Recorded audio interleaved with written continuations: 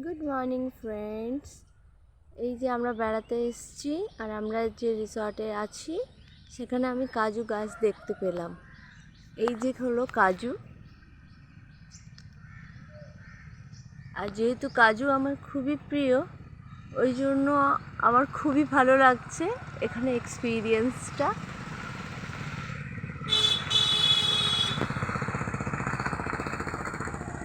Just এইটা দেখো, এইটা হলো মেন কাজু, আর এটা হলো তার এক্সট্রা অংশটা।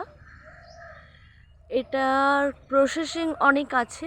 হ্যাঁ, শুধু এমনি খাওয়া যায় না কাজুটা, এর আবার প্রসেসিং আছে অনেক ধরনের, তারপরেই এটা খাওয়া যায়।